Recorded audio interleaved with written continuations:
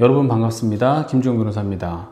어느 정도의 범죄를 저지르면 어떤 수준의 처벌이 나오는지에 대해서 많이들 궁금해 하십니다. 그래서 오늘은요, 징역 20년이 선고된 사례들을 한번 알아보도록 하겠습니다.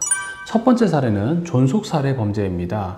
이 사건의 피고인은 마약류 관리에 관한 법률 위반, 즉 필로폰 투약으로 수차례 처벌을 받은 전력이 있는 사람이었습니다. 그런데 이런 자가 친모에게 칼을 휘둘러서 위협을 하고요, 또 수차례 필로폰을 구매하고 투약을 했습니다. 그리고 피고인을 향해서 등을 보이고 있는 무방비 상태로 있던 친부의 등 뒤에서 사시미 칼로 해당 피해자인 친부의 등을 수회 찌르고 후두, 인두가 완전히 절단될 정도로 목 부위를 잘라서 잔인하게 살해한 경우였습니다.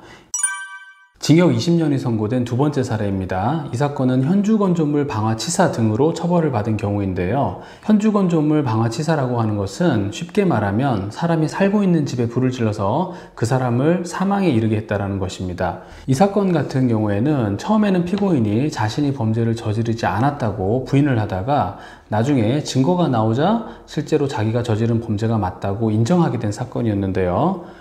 화재 감지 서비스에 따라서 기기가 설치되어 있었고, 화재가 발생해서 화재 감지기가 화재를 감지하면 그와 연동되어 자동으로 119에 신고를 하고 신고 당시의 현장 상황을 카메라로 촬영하는 시스템이었습니다. 그로 인해서 피고인이 화재 현장에 서 있는 모습이 촬영이 되었고, 그래서 처음에는 혐의를 부인하다가 나중에는 자신의 범행을 인정하게 된 사건이었습니다.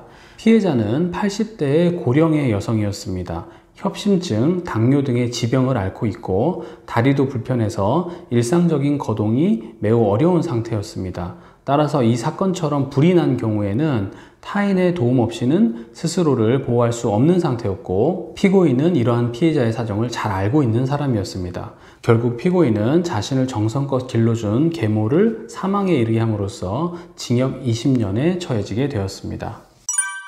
세 번째 사례는 가해자인 피고인은 여성이었고요. 피해자는 처가 있음에도 불구하고 피고인과 불륜관계에 있던 남성이었습니다. 이런 상황에서 해당 남성이 자신의 처에게 불륜관계가 발각이 되었습니다. 그래서 피고인은 피해자와의 불륜관계가 피해자의 처에게 발각됨으로써 헤어질 것을 요구받고 있었습니다. 그러한 상황에서 별다른 근거 없이 피해자인 남성이 다른 여자와 사귈 수도 있겠다고 의심한 끝에 피해자를 살해하기로 마음을 먹었습니다. 그리고 수면제를 미리 처방을 받아서 그 다음에 피해자를 모텔로 유인을 합니다. 그리고 피해자인 남성에게 커피를 타주는데 해당 커피에는 수면제가 들어있었습니다.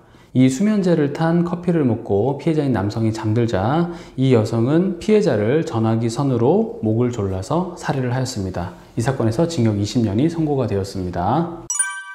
징역 20년이 선고된 네 번째 사례는 망치로 사람을 때려서 살해한 사건이었습니다. 피고인은 출입문을 나서고 있었습니다. 그때 피해자는 귀가를 하던 중이었습니다. 피고인과 피해자는 마주쳐서 말다툼을 하다가 피고인이 격분하게 됩니다. 그래서 신발장 위에 있는 공구함에서 망치를 꺼내 들고 거실에 있는 피해자에게 다가가서 망치를 휘두릅니다.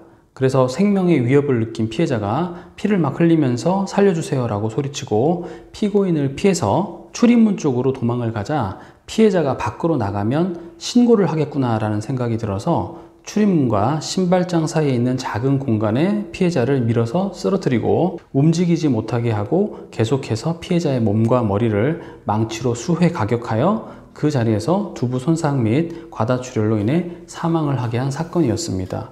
이 사건에서 피고인은 기존에도 살인 미수죄로 징역 2년 6개월의 형을 선고받고 복역을 하다가 가석방되어 출소한 지 약 2년 6개월 만에 또다시 범죄를 저지르게 된 것이고, 그로 인해서 징역 20년이 선고된 사건이었습니다. 마지막으로 소개해드릴 사건은요, 이 피고인이 10년 전에 다른 여성을 흉기로 협박하고 금품을 강취하고 강간하였다라는 범죄 사실이 유죄로 인정되어서 징역 10년을 선고받고 해당 10년을 다 살고 출소를 한 상황이었습니다. 그런데 출소한 지 3개월도 되지 않아서 또 다른 범죄를 저지르게 되는데요. 밤에 여성을 졸졸 쫓아가다가 숲풀로 사람을 끌고 들어갑니다. 그리고 피해자를 강간하고 상해를 입힙니다. 그래서 법원은 이렇게 보았습니다. 범행으로 인하여 피해자가 느꼈을 정신적 충격과 공포가 상당할 것으로 보인다. 실제로 피고인의 무자비한 강간상해 범행으로 인해 피해자는 극심한 고통을 호소하며 힘겹게 살아가고 있다. 피고인에 대한 엄벌을 탄원하고 있다 라고 했습니다.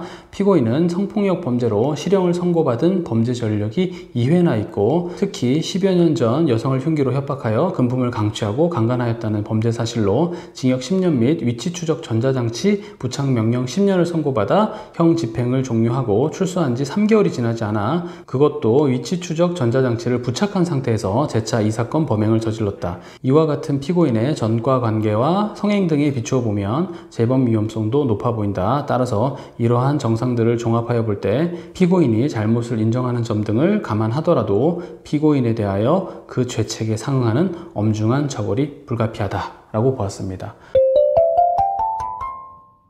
요즘 저희 사무실에 범죄 피해를 당하신 분들이 전화하셔서 가해자가 어느 정도의 형을 받을지를 궁금해하시면서 물어보시는 분들이 많은데요. 가해자 측이시던 피해자 측이시던 만약에 변호사의 상담이 필요하다면 주저하지 마시고 저희 사무실로 상담 문의 남겨주시길 바라겠습니다. 저는 변호사 김주영 TV의 김주형 변호사였습니다. 감사합니다.